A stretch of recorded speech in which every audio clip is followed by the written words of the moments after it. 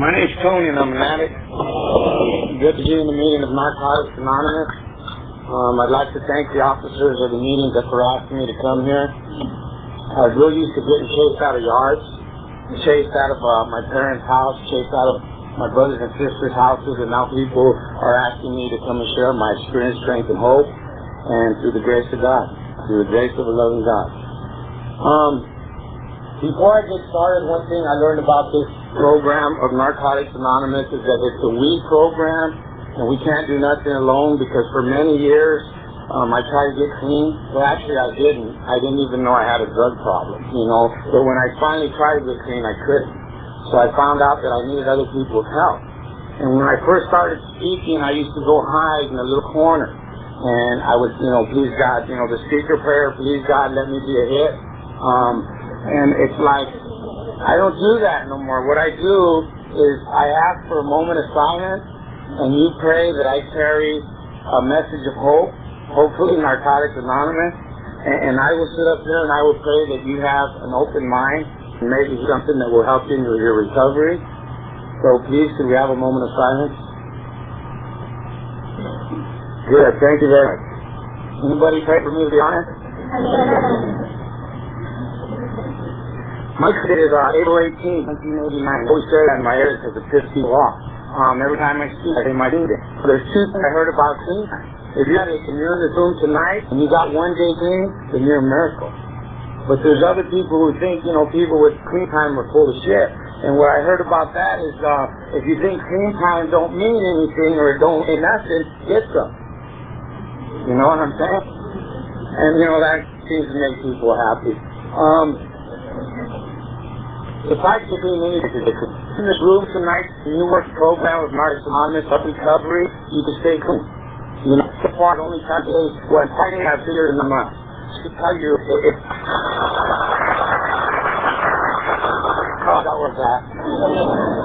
I could tell you, if you work a program of recovery, you can stay clean that long. I can't say the rest of your life because I don't know. I can't say 20 years because I don't know. I talk about people with a lot of time who don't come to meetings. If they got more time than me, I don't talk to them because I know I've never been there.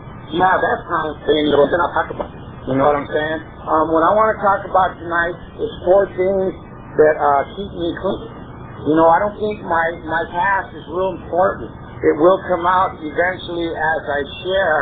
But see, today through working an inventory, what I did in my past ain't get me loaded. See, I could sit up here and talk for an hour about my past and justify and rationalize why I got loaded. Bottom line is, I enjoyed getting loaded. Bottom line is, for 15 out of 18 years, I didn't know I had a drug problem. I thought I got caught more than everybody else. You know what I'm saying? And it's like, I'm going to just do a couple of minutes on that, and then what I want to talk about tonight is sponsorship and the 12 steps of Narcotics Anonymous. At 15, I started drinking. By 16, I was smoking pot. By 17, I was dropping acid. I tried some cocaine about 17 and a half. By 18 and a half, I got in this deal out of a relationship, and I blacked out, drank for 5 years, along with the other stuff, picked up 3 drunk driving. I think at the age of 22, I got into PCP, smoked PCP for probably 2 years straight, ended up tied down in a mental institution. At the age of 25, I stuck a needle in my arm with some heroin, and did that for the next 8 years. So the last 2 of them I started shooting cocaine. Cocaine kicked my ass. In the 18 years, I've been in, I got arrested 18 times. I got 6 under the influence of heroin, 3 petty theft, 3 drunk driving, 2 under the influence of, a bunch of shit, I've been in and out of recovery houses. I've been in methadone, 30-day detoxes, a living program probably 4 times. I was tied down in a mental institution behind PCP, screaming, I can't breathe. I was hyperventilating, and maybe I'll get into that story. And I found Narcotics Anonymous in 1989, and I was 33 years old. People said, why are you so serious? I said, because I can't remember the 80s. I can't remember the 80s. What did you do in 81? I don't know. Let me see my police record. Oh, yeah, I remember now. You know, I didn't do a lot of time, but I sure as hell win a lot. You know what I'm saying? Every year, you know, to this day, I'm not married. I have my girlfriend with me today. But to this day, you know, I turned 40 in September, and I never got married because I was married to heroin or PCP or whatever it was. And I went to jail every year. And maybe later I'll tell you the kind of relationships, the kind of women that I was in relationship with. I'm glad I didn't get married. You know what I'm saying? In 1989, I was working in South Central LA. Shooting heroin, I was shooting coke. It got so bad for me, I was going in the projects in South Central, burning black guys with them $20 bills that you make out of dollars. Anybody see them? If you haven't, get with me after the meeting and we'll make one. And that's how desperate I was. That's where I was at. I picked up 2 more cases under the influence, and I was looking at a year in the penitentiary. Never been to state prison. All my arrests were misdemeanors. So I picked up 2 more, and the guy at work said, Tony, they might let you get into a recovery house, and I said, cool. You know, and before I got a chance to talk to this counselor, I had to go to court. And I went to court, and the judge said, come back in 3 weeks. And I turned and looked around and said, what's up with that? Because every time I went to court before that, my mother would be the one who took me to court, and when the judge said, come back, my mother would raise her hand. And the judge would say, yes, ma'am, can I help you? And she'd say, that's my son. He don't have nowhere to live. He's stealing from me. Will you take him to jail? And I went to jail every time I went to court. So when they said, come back in 3 weeks, I turned around and looked for my mom. I said, cool, I'm leaving. You know, and through the grace of God, I ended up getting into this recovery house. I was in a 14-day detox, methadone detox. I'd already been there twice. The first time I stayed 2 days. The second time they wanted to take a blood test, and I said I didn't need no more marks, and I left. Yeah, right. And so here's my 3rd time. And you know, this time I was disability, you know, work was paying for it, and there were girls there, you know, and I had a choice of there or jail. You know, so I had a little bit of reason to stay. See, I'm not an addict who wanted this program. I came here because I had a choice. It was jail or being in the recovery house, and I chose the recovery house. And then after a few days there, I was talking shit, how I was going to stay clean for the rest of my life. How I knew the steps because they had them on the wall, and I already read them. You know what I'm saying? And talking long stuff, you know, and one day I'm sitting in bed, and they had this old guy from San Pedro a couple bunks over, and he was a heroin dealer. Well, the reason he was in detox was because he was shooting cocaine, and his wife said he didn't eat. Oh, man, he didn't eat. So he went into detox to get off the cocaine, but when he get out, he was going to continue to do heroin. So after walking around the detox telling everybody how I was going to stay clean for the rest of my life, I went and laid down on my bunk, and he snapped. He could shoot heroin. He's got to have a global, you know? So I'm getting up off my bed. I'm in a detox for heroin on methadone, and I'm walking over to this guy's bed to ask him to kick me down with some heroin. And about halfway to his bed, I said, you know what? You're sick. You got a problem. You know, and I started begging the counselors to let me stay longer. And I started calling recovery houses, and they said, you know, after about 3 days of calling 10 places a day, they said, Tony, we got a spot for you in the family. And I said, thank God.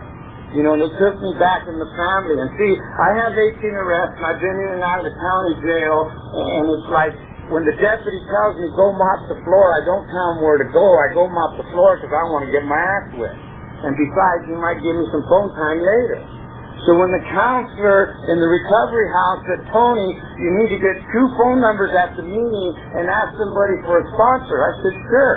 You know, phone time, you know, in my head, you know.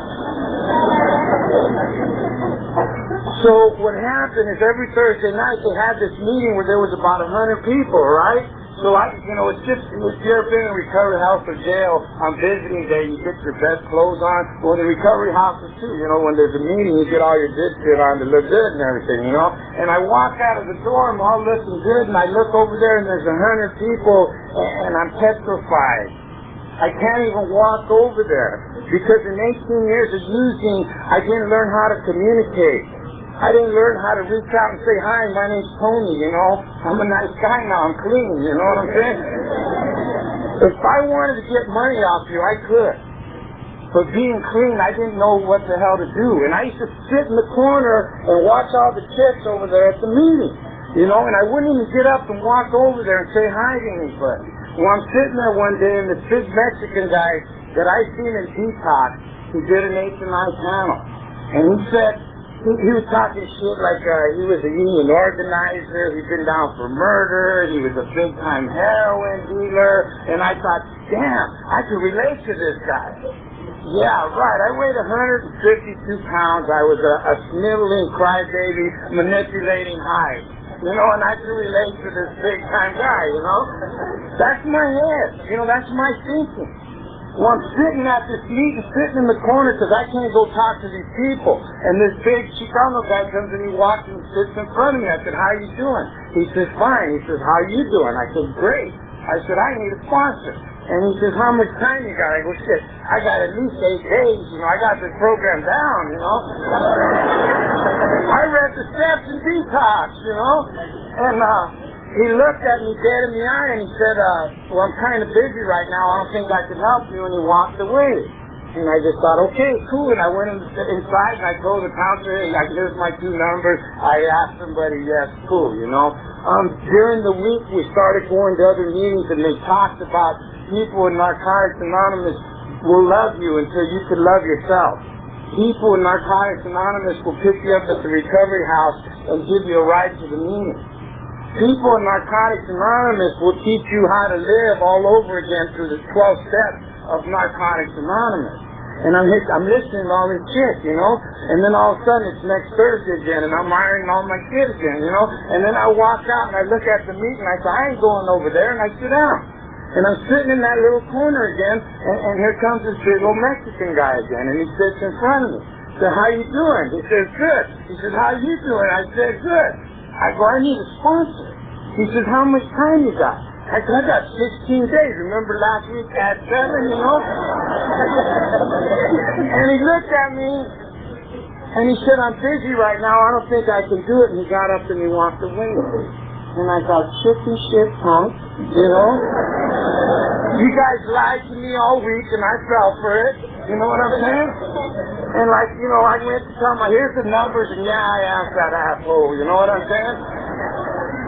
1 week later, ironing my shit again, you know? Meeting, start walking over there. I said, talk to them, I sit down. Guess who comes to the meeting? He's sitting there, now I'm already mad. You know what? I need a sponsor, man, you know? He said, how much time you got to add it up, you know?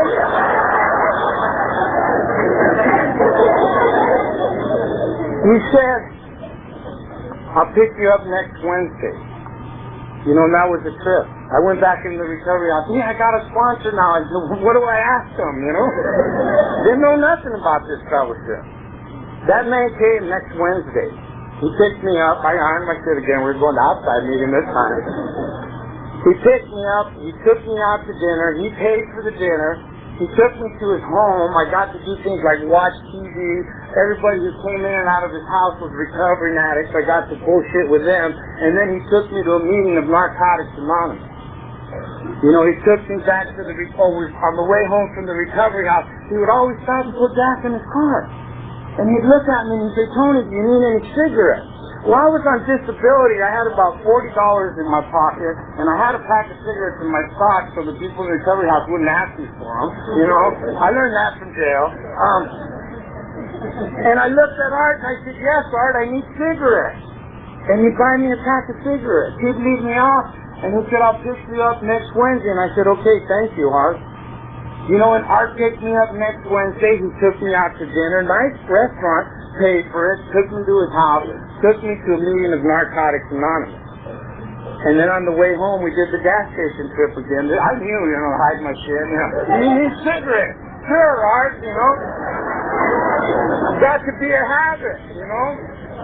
You know, for me, the last time I was in jail, because I have clean time now, it was about 9 years ago. I did 4.5 months in the Old County Jail behind under the influence in a petty theft. And every time I went to jail, in my heart, I wanted to be a good person. You know, and I would go to jail, and first thing I'd do was go to church, sign up for class, you know, trustee, start working, you know what I'm saying? And try to treat everybody different, because I couldn't get no drugs. You know, I did. There's one time I did 90 days. 90 days in the county jail. We dropped acid twice. One night we got 6 joints of PCP. We had a pint of whiskey, and we smoked weed anytime we wanted. You know what I'm saying? So there is drugs there. And like, this is the last time in jail, 4.5 months, and I'm sitting there, and I was at church. I would tell my homeboys, go to church with me, and they'd go with me, and I'd be singing and shit, and they'd get all scared. They wouldn't come back, you know. Homeboys flipped out, you know, because that's the way it was for me, you know. And I remember one day I was in church, and the guy said, we have 6 brothers coming in tonight, and they're going to share how God's working in their life. And these guys got up and they started talking about, yeah, I have God in my life, and I'm doing this, and I feel like this, and everything's peaches and cream. Then another guy got up and shared, and by the time the third guy got up, I felt the tears coming down my eyes, and I'm saying, why did God make me live the way I'm living? Why is He helping them guys, and I have to go through all the bullshit that I have to go through? You know, what's going on here, you know? And then I reflect back to Art taking me to meetings. About the 4th meeting that we went to, somebody got up and take a tip, and they look in the back. My sponsor's name is Art Rivas, but I won't give him up. They'd look in the back and they'd say, I want to thank Art Rivas for being my sponsor. And he's sitting next to me, and I'm saying, what the hell did he do? You know, somebody would take a 2-year take, and they'd say, I'd like to thank Art Rivas because when I got here, he reached out and he helped me. You know, and then the next meeting we went to, there was 3 people who got up and thanked Art Rivas. And I thought, that's what I want to do all my life. I wanted to be a good person. I feel I always had a good heart. I've always been a nice, kind person, but drugs didn't allow me to be the person that I wanted to. You know, I ripped off my mom and dad, my brothers and sisters. I mean, I had a little sister that I hopped her old man's wedding ring, watch, everything else, and when I was going to jail, I handed her 6 pawn tickets and took off. You know what I'm saying? And I seen Art being the person that I always wanted to be. And I said, Art, I want to be like you. He said, work the steps. You know, and that's what I want to share about. I want to share a little bit about sponsorship, and I want to share about the steps tonight. You know, sponsorship is a big responsibility. You know, supposedly if someone asks you to sponsor them, you had to have already worked the steps. You know, I didn't. I sponsored a guy at my 9th step, but Art said, go ahead. I asked Art. You know, you want somebody with a little bit of clean time. And it was real weird because, you know, you guys tend to look up to sponsors. You know, and sponsors have to learn just like everybody else. Just like you have to learn to stay clean, you have to learn to sponsor people. You know, don't put me on a pedestal, please, because I fall down, I go boom, and I learn from going boom. And if I don't go boom, I don't learn. You know, pain's a motivator in this program. We learn by making mistakes over and over and over again, and that's how we learn. So I got to make my mistakes too. The first guy I sponsored him for 9 months, and we didn't work no steps, and we were good buddies, and I took him to meetings, took him to hamburgers, took him to dances and everything else. That's the way I learned to sponsor. You know, and then he moved, and I thought, fucker owes me about $200, you know?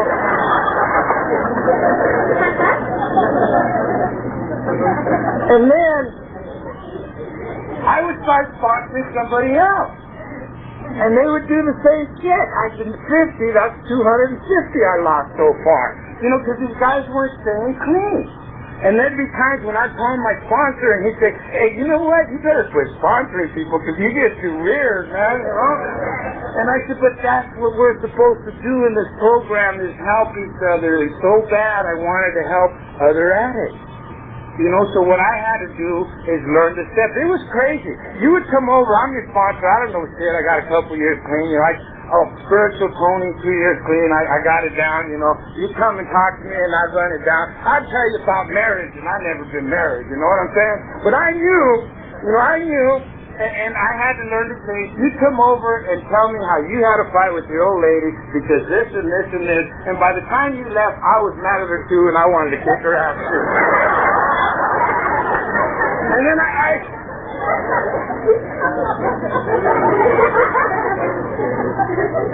told Art, I said, how do you do that? Art, I call you up and you bitch, don't you get all messed up because I'm going through all this shit? He said, Tony, when I'm done talking to you, I hang up the phone and I hang up your problem. And that kind of hurt my feelings. You know what I'm saying? But being a sponsor, I have to learn to separate my life. Because you know what? A lot of you guys, get sponsors and just, I will take you all over. That's my responsibility. I'll take you to meetings, I'll work with you.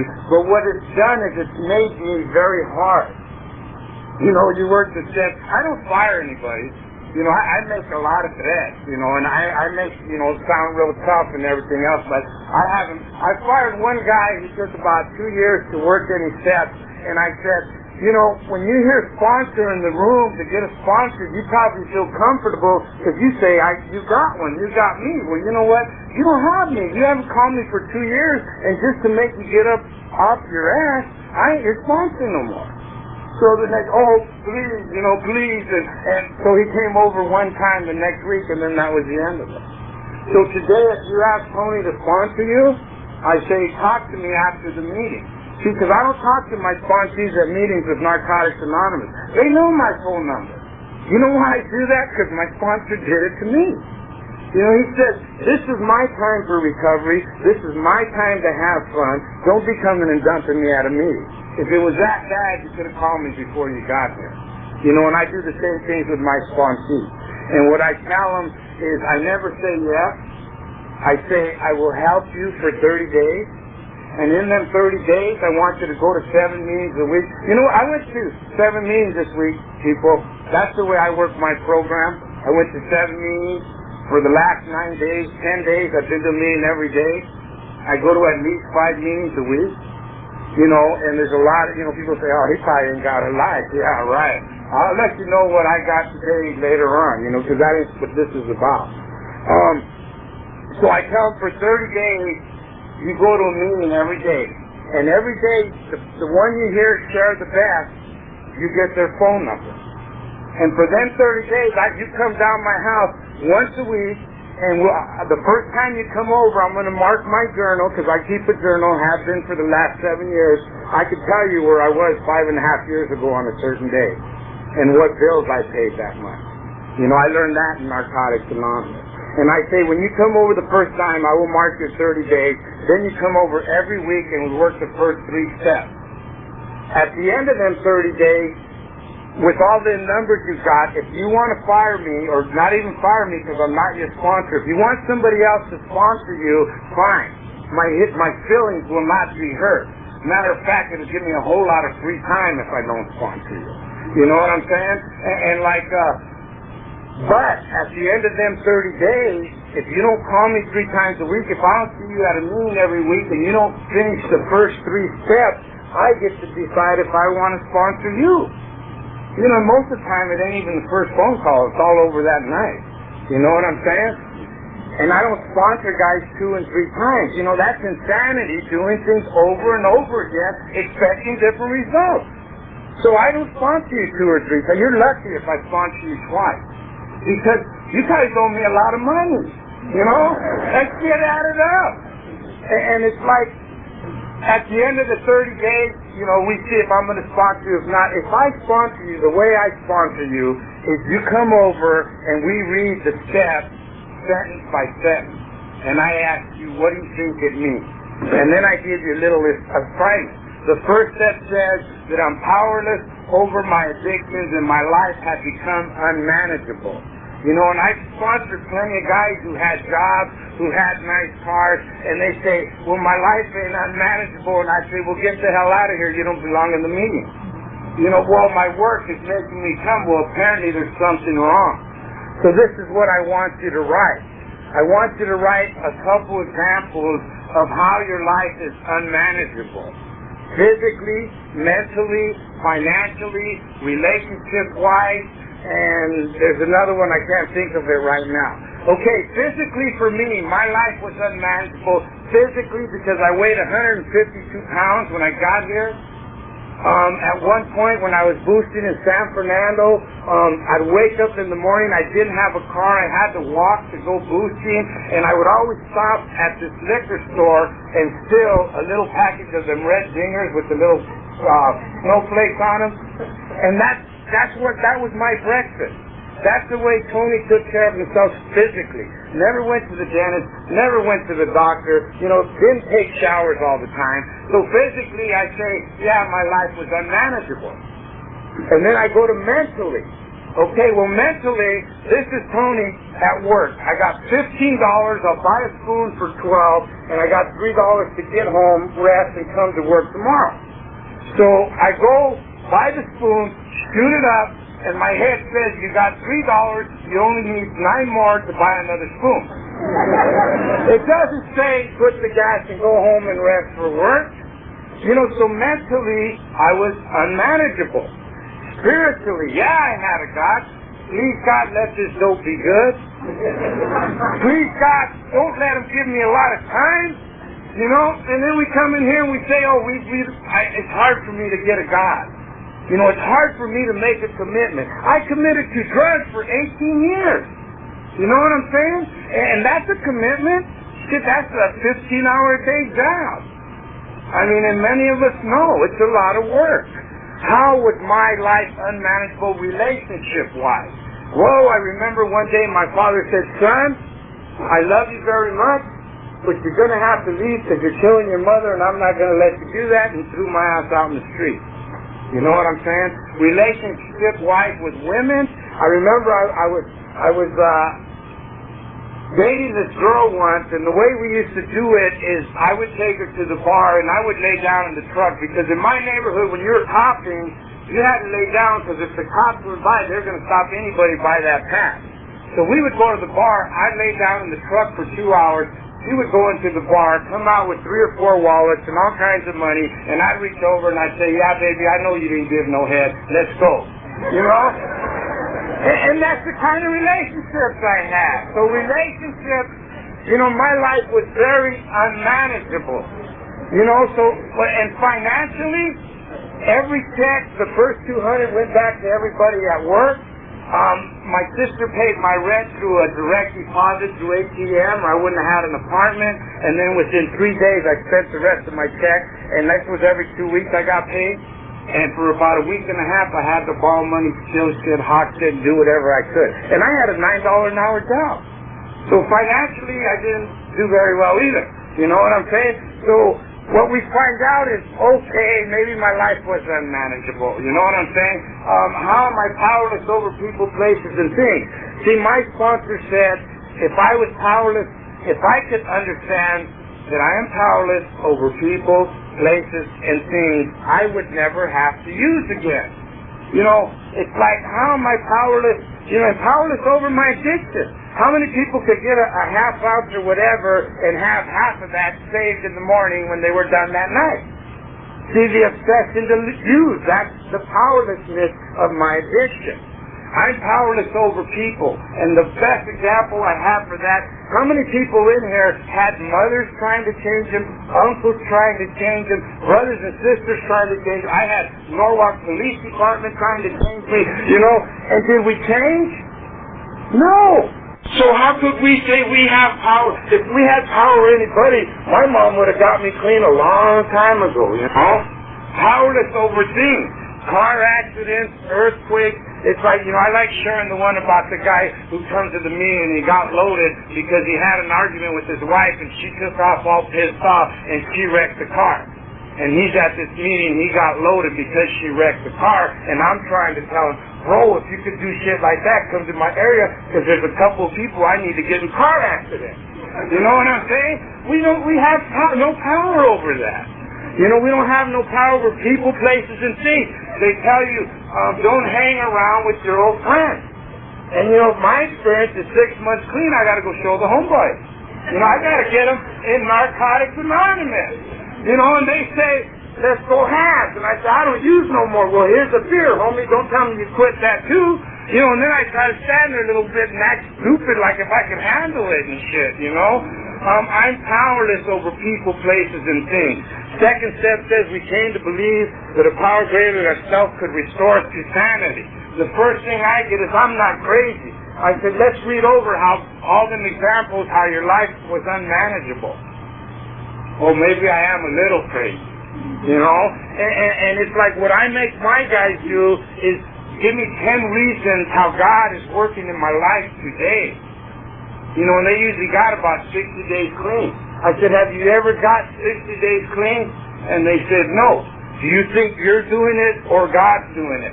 Well, maybe God's doing it. I said, well, write that down. You know, I said, where are you right now? Well, we're in your house at your kitchen table working steps. Do you think you're doing that? No, maybe God's doing it. Didn't you get a job last week? Yeah, when's the last time you worked? 2.5 years ago. You think God had anything to do with that? So I get 10 reasons how God is working in their life just so that they understand that there is a God, and by some possibility He might restore them to sanity. Then we go to step 3. Came to believe, am I right? Got him right. Made a decision to turn our will and our lives over to the care of God as we understood Him. Real simple step. Three frogs on a log. 2 of them decide to jump. How many frogs on the log? 3. They decided to jump. They didn't jump. Oh, wow. You know, and to me, that step says, okay, let me try this. Let me try this program. Let me try to trust the God. And that's it. You know, it ain't about, you know, doing all kinds of weird shit, lighting incense and walking outside and saying hi to everybody and my life changed. It ain't even about that. It takes years to change. 2 ways this program works. My sponsor said change. He says you have to change the way you talk, the way you walk, the way you look, the way you think, the way you treat people. You have to change every aspect of your life. And I said, how come? I'm a good guy. And he said, read your first step, how your life was unmanageable. Maybe I wasn't a good guy. Another way this program works is very slowly. You know, I got to share the one about the guy. You know, I thought I wasn't a newcomer anymore when I took your cake. I took my year cake. I said, yeah, I'm not a newcomer anymore. And this guy walked up to me and he said, Tony, he said, you're a newcomer until you take 5 years. And I got pissed, you know. Taking a 5-year cake. The guy comes up to me again. He said, did you hear the pop? I said, what pop? He said, your head coming out of your ass, you know.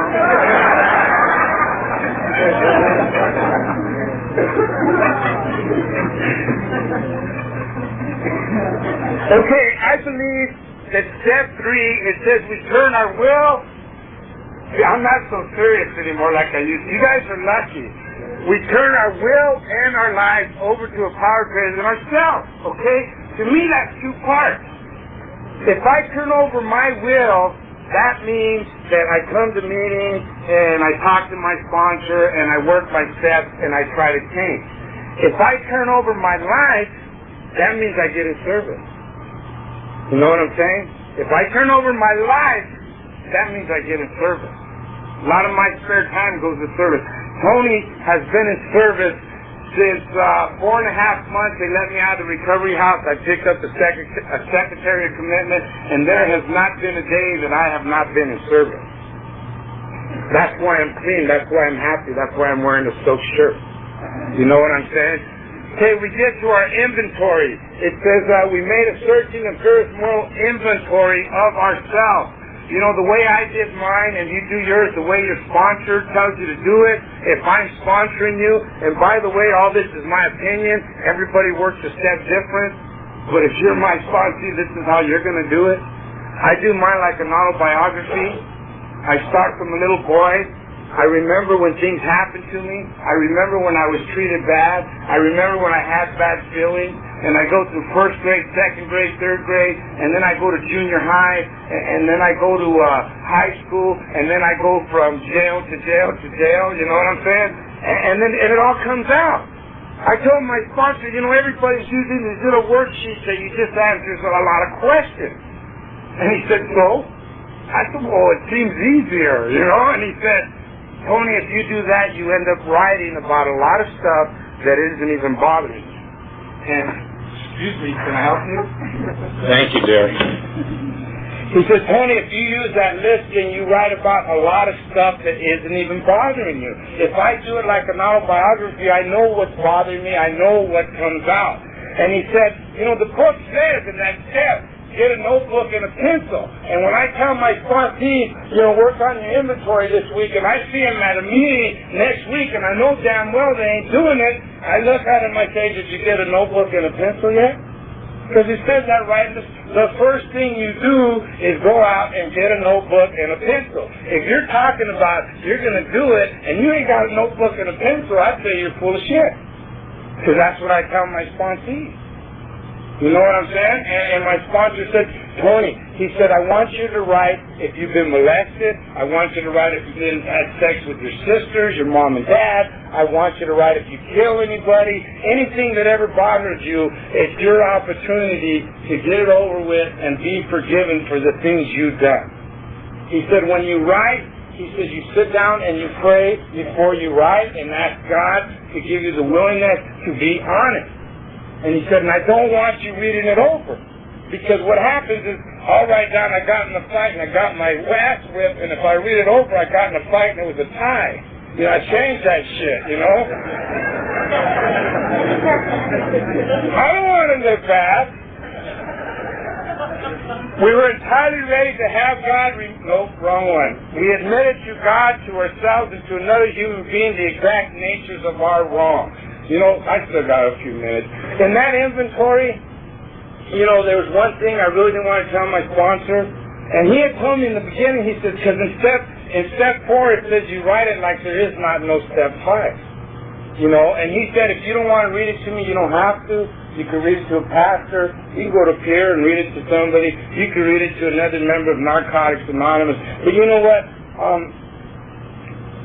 He told me he loved me, and I love him. And he's only had to try to have sex with me twice. And I learned to trust the man. You know what I'm saying? Oh, you got it? I was in Europe this year for the World Convention of Narcotics Anonymous. I got to go to Paris, France, and I was sharing at a marathon, and I shared that shit. And about an hour later, some guy stopped me in the hall, and he said I dressed real nice, but he wanted to know about having sex with my sponsor. But in America, it's a joke. I sat there and I read my inventory. It was 33 pages long, and Art just sat there. He didn't stop me, and every once in a while, I think he'd wake up, and he let it go at that. He didn't say nothing, but I got to get rid of shit like, and I could talk about this, and I don't talk about this, I talk about it for the newcomer, so you could feel free to share anything. When I was 17 years old, we used to drive to Hollywood all the time and pick up hookers. We'd get drunk, go pick up hookers in Hollywood. 18 years old, I was doing the same thing. 19, 20, it was just a thing that we did. When I was about 23 years old, I go down to Hollywood, I'm drunk on my ass, pick up this pretty good-looking chick, take her to the room, she takes off her clothes, her balls fall out. That's not the funny part. The funny part is we had sex anyway. You know what I'm saying? And, I could share about that because I don't practice that behavior anymore. And what happens is when I share about it and I'm getting in my car, there's usually about 6 guys out there saying, hey, bro, can I talk to you? I quit, man, I quit. But see, that's the freedom for me. When I was 5 years old, I had probably a 3-year-old at my house, and she was looking through the viewfinder, and I had her in the bathroom naked, and I was playing doctor. For a long time, I felt like a rapist, a molester. You know what? I was a little kid playing doctor. You know what I'm saying? And as long as I don't practice that behavior, that's okay. And I got to share stuff like that with them. I got to unload a lot of things. My sponsor tells me an inventory is a one-time thing. It's a one-time thing. You might as well get rid of everything today. See, I have a loving, forgiving God today. And He forgives me as long as I don't practice that behavior. And if I continue to practice that behavior, he helps me change through pain. Pain's a motivator in this program. Okay, we humbly ask him to remove our shortcomings. You know, a lot of people, we were entirely ready to have God remove all these character defects. I tell my sponsees, write down 50 character defects, and they say, okay. And then they say, what's a character defect? And I say, remember them numbers you got the first month that I was trying to sponsor, you were trying to get me to sponsor you? And they say yes. I said, well, call them up and ask them. Because I believe my sponsees need a network of help. I don't believe in my sponsees depending on me. If I allowed my sponsees to depend on me to stay clean, then I'm sicker than they are. You know what I'm saying? So I make them call other people. I said, go look in the mirror, bro. Walk in the bathroom, look in the mirror, and just start writing. You know, anger, controlling, not being able to communicate. All these are character defects. I make them write 50. When they come over the next week, we sit down and we write 50 positive things on how to change them character defects. You know what I'm saying? If I'm stealing, you know, I'm a thief, then I have to replace that with being a giving person. You know, if I'm angry or I lose control, I have to replace that with some serenity. You know, so every character defect that they write down, I give them a positive thing to replace it with. You know what I'm saying? And then it says, we humbly ask God to remove our shortcomings. And everybody says, what's the difference between a shortcoming and a character defect? I think a character defect is me getting angry. And the shortcoming is me acting out the character defect. So if I ask God to remove that shortcoming, meaning me acting out the character defect, then I don't get angry. Understand it? One of the shortcomings for me was a study habit.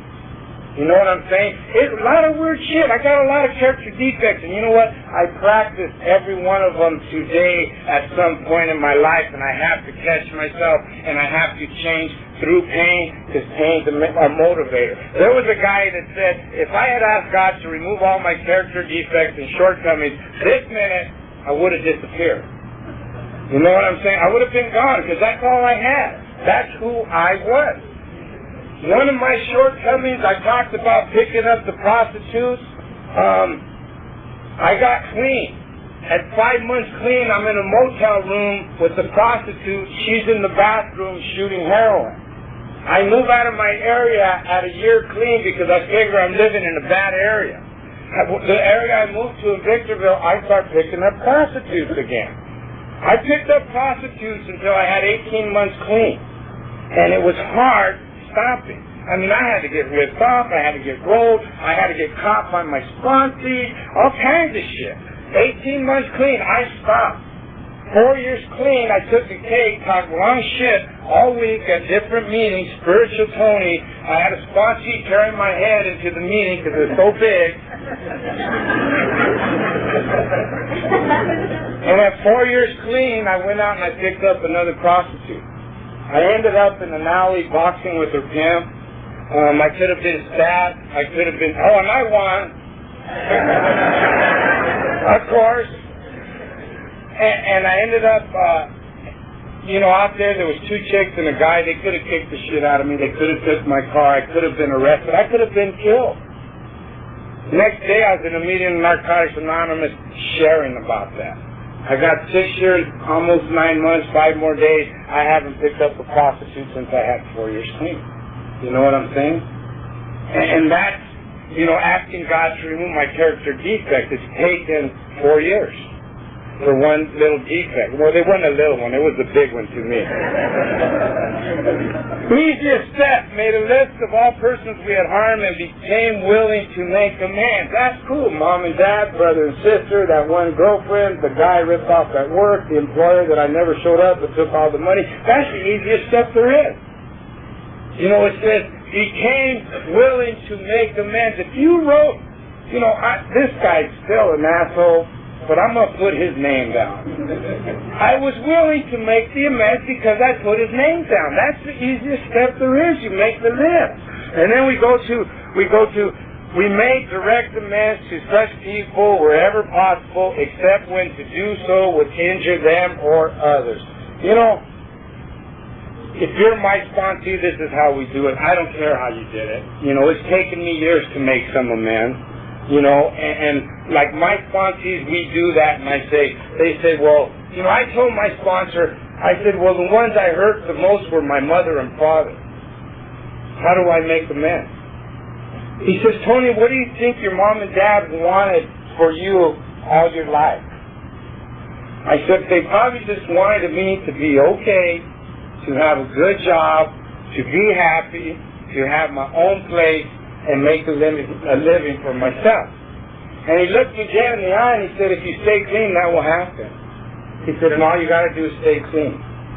See, I don't make my sponsees come around and say they're sorry. You know, I tell them, if you're sorry, you're just a sorry so-and-so. I'm not real nice with them. You know, you ever have somebody that's always around and about 3 times a day they're telling you they're sorry? That's it, Holmes. Get the hell out of here. You ain't sorry, you keep doing it. You know what I'm saying? I heard a speaker say he had to make an amends. He had sold his landlord's lawnmower, and he didn't ask the sponsor, and he went and bought his landlord a lawnmower. And a year later, he went out and he stole the lawnmower again. You know what I'm saying? You know, we make direct amends. I tell my sponsees, you know, they say, I need to make amends to my brother because I ripped him off. I say, wait till you have a year clean. And they say, okay, and they come out a year clean and they say, Tony, I still got my list and I still need to make the amends to my brother. And I say, he's still sick, the year didn't help him. Wait till you got 2 years clean. You know, 2 years clean, they pull out the list. They say, my brother's still on the list. I said, have you talked to your brother lately? He said, yeah, we went to the show the other day. I said, have you been talking with him? Is he still mad? No, he's not really mad, but I feel like I need to make amends. I said, brother, you made the amends. You're a brother to your brother again. The amends is over. In that step, it says clean time speaks for itself. And that's why I just keep telling them, wait. You know, I was talking about a mental institution. I was talking about being tied down in a bed. I hyperventilated. Okay, I was at this mall. I freaked out. The ambulance came. I laid down in the ambulance. They had these big windows in the back that wouldn't open, and I couldn't breathe, so I jumped out of there. 2 cops threw me in a squad car. I'm laying on my side trying to kick out the back window. They don't know what the hell to do, so they rolled down the front window so I could breathe. They took me to Norwalk Metropolitan. I'm screaming my ass off. They dragged me in the back. They tied me to the bed. In the meantime, the girl that I was with called my mother and said he's in the crazy house. They wouldn't let my mother in to see me. But she told me a while later that when she was walking back to her car in the parking lot, that she could hear me screaming. You know, that's the kind of shit that I did to my mother. You know, and I had to make amends for that kind of stuff. 1 year clean, I started going to school. 2 years clean, I was still going to school. May of this year, it's a junior college. I got an AS in general business. You know, I dressed up in a gown.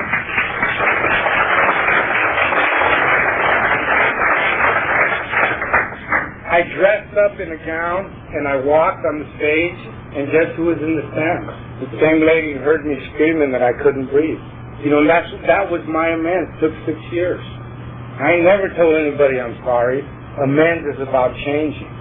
You know, I'm about out of time. I want to share a little bit of the good things that happened to me in my life. When I got clean, I had 1 year and I moved to a different area, and I started taking care of some of my financial amends. I had 4 months in that recovery house, and I was getting my disability check. How many people, I'm going to give it up. I was getting my disability check. 4 months, they said, Tony, we haven't got your checks. What's going on with that? And I think I'm running an honest program. I said, I've been sending them home. And she talked to the head guy. I owed him $2,200. I called Art. I said, Art, they said I owe him $2,200. And I'm trying to tell him, you know, nobody pays you. I've been a good guy here, you know. And Art said that I wasn't responsible for my addiction, but I was responsible for my recovery, and he thought that I should pay them $2,200. You know what? By the time I had 2 years clean, they were paid $2,200. I walked into a store one day. I had a checking account. I owed them $425 for bad checks. They let me walk out of the market. I went to work and I called Art. He said, what are your goals? I said, I want to be financially stable, financially secure, and one day I want to buy a house. He said, I suggest you pay the money. 2 guys pushed my arm while I signed a check for $425, and I dropped it off that afternoon. 3 years clean, I saved $4,000. Because I remember when I was a kid, my father said, always save your money, because your friends ain't going to be around all the time, and when you want something, you can buy it yourself. I had $4,000, 3 years clean, and one day I went looking for a house. This guy had this house for $89,000. He wanted $10,000 down. I walked in there all cool. I said, I'll give you $7 and $85. And he had to think about it for a few days. And then I go home and I call my father. This is the same man who told me I had to leave because I was killing my mother.